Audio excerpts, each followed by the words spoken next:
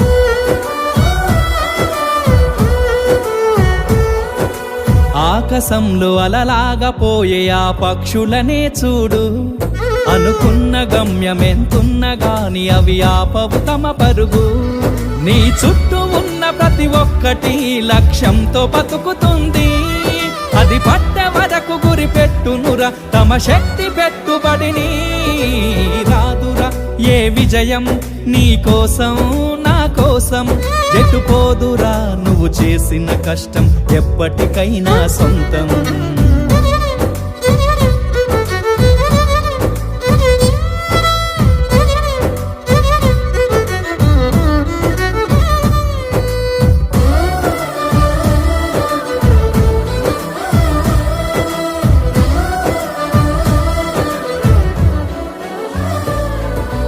ఎంత చేసినా ఎదగలేదని దిగులు చెందబోకు ఆ లోపమేడుందో మనసు దీపాన్ని పెట్టి నువ్వు వెతుకు అతుకులమయమని ఎక్కిరించకు బతుకు పుస్తకాన్ని అది చితిలో కూడా బోధించునురా ఏదో అర్థాన్ని రాదురా ఏ విజయం నీ కోసం నా కోసం ఎటు పోదురా నువ్వు చేసిన కష్టం ఎప్పటికైనా సొంతం దృష్టిని బట్టి దృశ్యం అన్న విషయాన్ని నేర్చుకున్నాం.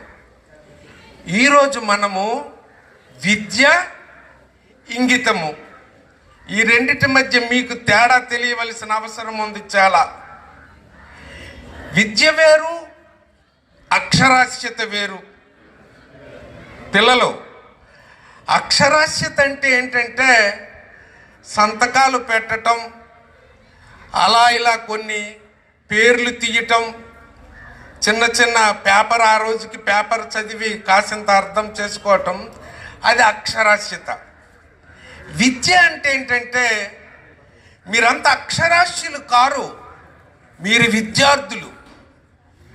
బాగా డిఫరెన్స్ అర్థం చేసుకోండి. మీరు అక్షరాస్యులు కాదు, విద్యార్థులు అంటే విద్యను అర్థిస్తున్నవారు.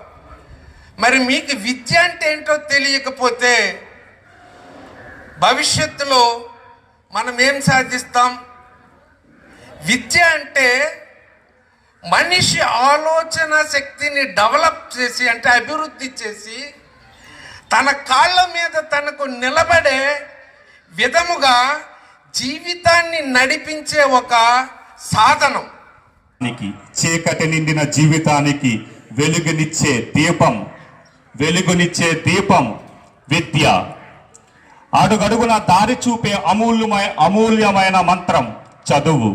కష్టమొచ్చిన కృంగుపోకు, పుస్తకం నీ స్నేహమని మరవబోకు.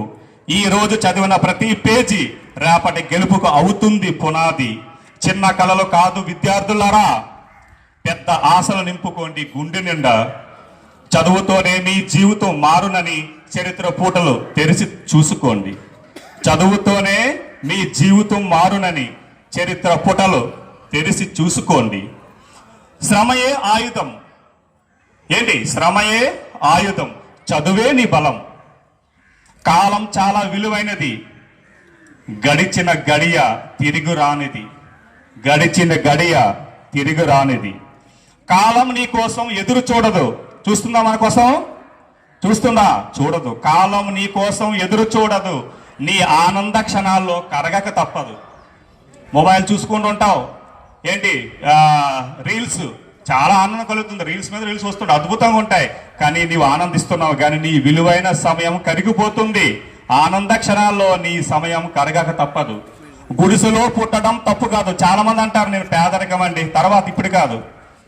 కానీ గుడిసెలో పుట్టడం తప్పు కాదు, పేదరికంతో గిట్టడం సరికాదు. ఎందుకంటే మన జీవితాన్ని, ఎందుకంటే నీ తలరాత మార్చే శక్తి నీకున్నప్పుడు, నీ తలరాత మార్చే శక్తి ఎవరికి ఉంది? మనకే ఉంది. అది ఉన్నప్పుడు కారణాలతో నిందించడం భవ్యం కాదు. అవునా కదా? చెప్పండి. మీ తలరాత మార్చుకునే శక్తి మీకున్నప్పుడు అనేక రకాల కారణాలు చెప్పి లాభం ఏముంది? కాబట్టి కారణాలతో నిందించడం భవ్యం కాదు. ఓ విద్యార్థి, కష్టాలను ఎదిరించి నిలబడి సత్యంతో ముందుకు సాగాలి. కలలను నిజం చేయడానికి చదువే ఆయుధం కావాలి. చదువే ఆయుధం కావాలి. Thank you. యావత్ సమాజానికి పెద్ద సమస్య. ఏ సమస్య అంటే రేపు సమాజంలో ఉన్నటువంటి ప్రభుత్వ పాఠశాలలు ఉంటాయా లేదా అనే క్వశ్చన్ అయితే వస్తుంది ఖచ్చితంగా. ఈరోజు గతంలో చదువుకోవాలనుకుంటే తల్లిదండ్రులు కష్టపడి రాత్రనక పగలనక అహర్నిశలు శ్రమిస్తే వారి యొక్క శ్రమతాలకు వచ్చిన ఫలితంతో మనం విద్యను అభ్యసించి విద్యను కొన్నాం. కానీ ఈరోజు సొసైటీ ఎలా ఉంది? విద్యార్థులు కొంటుంది ప్రభుత్వం. బాబు నువ్వు చదువుకుంటే నీకు తల్లిక దీవెన అనే ఉద్దేశంతో ఒక 15,000 ఇస్తున్నారు. అంటే నిన్ను కొంటున్నారు చదువుకో అని. అంటే ఆ పరిస్థితి వచ్చింది. రేపు ప్రభుత్వ పాఠశాల, ప్రైవేట్ పాఠశాల, ఈ 2 అంశాలే ఉంటాయి. వీటి కోసం ఉద్దాన ప్రాంత విద్యా అభివృద్ధి వేదిక మీరు నరూపించాలి. ప్రతి గ్రామాల్లో సెమినార్లు ప్రారంభించాలి. దాంతోపాటు గ్రామస్తులుగా, గ్రామ పెద్దలుగా, గ్రామంలో యువకులుగా మన బాధ్యత కూడా తీసుకోవాలి. రేపు ఈ గ్రామాలకు బస్సులన్నీ కూడా ఆపేయాలి. అవి రాకుండా నిర్మూలనకు మనం నడుంపికించాలి. ఖచ్చితంగా ప్రభుత్వ పాఠశాలలు మళ్ళీ పునర్దృశ్యంలో జరగాలని, ఏదైతే పూర్వీకులు ఆనాడు శ్రమ చేసి పోరాటాల త్యాగఫలంతో నిర్వహిస్తున్న నేడు ప్రభుత్వ పాఠశాలలు మళ్ళీ రేపు కలకలంగా ఉండాలని నా ఆలోచన. దానికి మనం అందరం నడుంపికిద్దాం. దానికోసం అందరం కూడా ప్రయత్నం చేద్దాం అనేది నా అభిలాష. ఒకసారి మనం సక్సెస్ కాలేదు, నో ప్రాబ్లం. సెకండ్ సారి మనం ట్రై చేయొచ్చు. అలాగే సెకండ్ సారి కాదు, అలాగే మీరు ఎప్పటి వరకు ట్రై చేయాలి? మీరు సక్సెస్ అయినంత వరకు. మన ప్రణాళిక 1 సంవత్సరం అయితే మీరు ఒక వరి నాటండి. ఒక 10 సంవత్సరాలు మీ ప్రణాళిక అయితే కొన్ని చెట్లు నాటండి. 100 సంవత్సరాలు నా ప్రణాళిక అయితే దయచేసి మీ పిల్లల్ని ఎడ్యుకేట్ చేయండి. తల్లిదండ్రులారా, ఈ విషయం చక్కగా గుర్తించాలి. చదువుకుంటే ఏమొస్తుంది? మంచి ఫోన్ వస్తుంది, ఓ స్కూటీ వస్తుంది, ఓ బైక్ వస్తుంది, అన్నీ మనకు ఆల్రెడీ వచ్చేస్తాయి కదా. ఇంకా మేము చదువుకొని ఇంకా ఏం సంపాదించాలని చదవాలి? ఆ విషయం మాకు తెలియదా? అందరూ చదువుకోండి అనే చెప్తున్నారు. మరి చదువుకుంటే ఏమేమి వస్తాయో ఈరోజు మాకు వస్తున్నాయి కదా. మా తల్లిదండ్రులు మాకు ఇస్తున్నారు కదా. బాగా చదువుకుంటే ఏమొస్తుంది? టీవీలు వస్తాయి, స్కూటీలు వస్తాయి, వచ్చేస్తాయి, బైకులు వచ్చేస్తాయి, మొబైల్ వచ్చేస్తాయి. తండ్రి 1,500 రూపాయలు చిన్న మొబైల్ వాడుతుంటే పిల్లలుగా మనం ఓ 11,000, అంటే ఉపాధ్యాయుడు అయినటువంటి నేను 11,500 రూపాయల మొబైల్ వాడుతున్నప్పటికీ మనలో ఉన్నటువంటి ఈ రోజు మన ఇంట్లో పిల్లలు 70, 80, 90 వేల రూపాయల మొబైల్ వాడుతున్నారు. ఏమో చదువుకుంటే మరి ఏమొస్తుంది? ఏమొస్తుందా? అవి ఎలా వచ్చాయో తెలుసా? మన అమ్మ నాన్న కష్టపడితే వస్తాయి. మన నాన్న సైకిల్ తొక్కాడు, దానికి ముందు మన తాత నడిచి వెళ్ళాడు. అది చూసి మా నాన్న సైకిల్ తొక్కి సర్లే అంటే మా నాన్న నడిచాడు కాబట్టి నేను సైకిల్ వరకు వచ్చాను. తనకు పుట్టిన పిల్లలు అంటే ఇప్పుడున్నటువంటి వాతావరణంలో ఓ బైకో స్కూటో కొనుక్కున్నారు. మరి రేపొద్దున మన పిల్లలు ఏం కావాలి? వాళ్ళకి తాత నడిచాడు, తండ్రి సైకిల్ మీద వచ్చాడు, వాడు కొడుకు బైక్ మీద వచ్చాడు. అంటే ఇప్పుడున్న ప్రజెంట్ సిచ్యువేషన్లో రేపొద్దున మన పిల్లలు కూడా ఇదే వెహికల్తో ఉంటామా? మరి ఇంతమంది మాట్లాడుతున్నారు, చదువుకోమని చదువుకోమని చదువుకోమని చెప్తున్నారు, కానీ ఆటలు ఆడుకోమని ఎవరూ చెప్పట్లేదని అనుకుంటున్నారు. కానీ చదువుకుంటూ ఆటలు కూడా ఆడుకోండి, అవి కూడా ఆరోగ్యానికి మంచిదని. కానీ సమయము మించిపోతుంది. మరి ముఖ్యంగా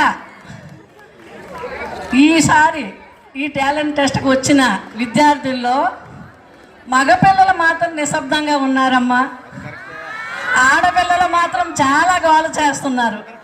ఎప్పుడూ నేను మహిళలకే సపోర్ట్ చేస్తాను, విద్యార్థులకే.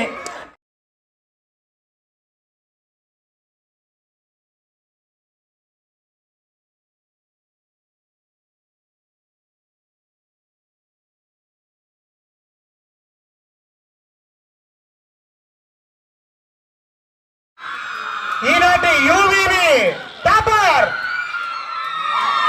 స్కూల్ బొడ్డుపాడు చిన్నారి. మరి అందరికన్నా ఉన్నతమైన మార్కులతో ద్వితీయ స్థానంకి ఫస్ట్కి సుమారు 10 మార్కులు తేడాతో వచ్చాడు అబ్బాయి కాదు అమ్మాయి. అబ్బాయి అన్న ఓ అంటారు, అమ్మాయి అన్న ఓ అంటున్నారు, నేనన్న ఓ అంటున్నారు, కానీ నేను కాదు. మరి స్థానిక పాఠశాల నుండి పూరించాలా? మీరు చెప్పండి పోనీ. వెరీ గుడ్, గట్టిగా చప్పట్లతో ఆ పెన్షనర్ని ఆహ్వానిస్తున్నా. కాదు, మాకు ట్రిపుల్ ఐటీలు కావాలి, మాకు ట్రిపుల్ ఐటీస్ కావాలి, ఐఐటీలు కావాలి, జేఈలు కావాలి. మరి ఈనాటి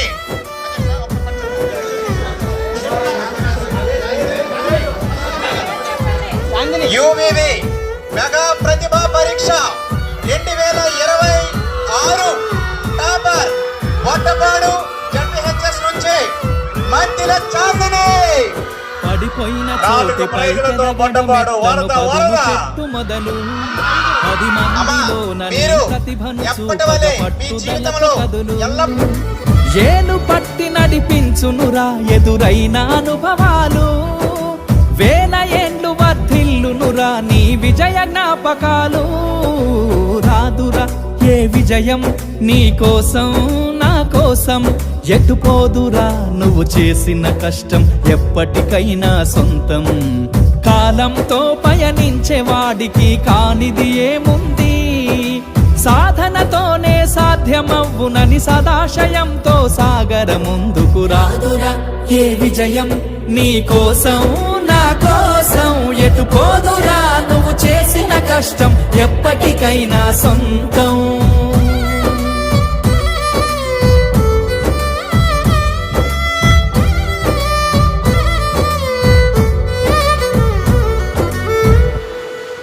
పడిపోయిన చోటి పైకెదగడ మెట్లను పదును పెట్టు మొదలు, 10 మందిలోన నీ ప్రతిభను చూపగ పట్టుదలతో కదులు.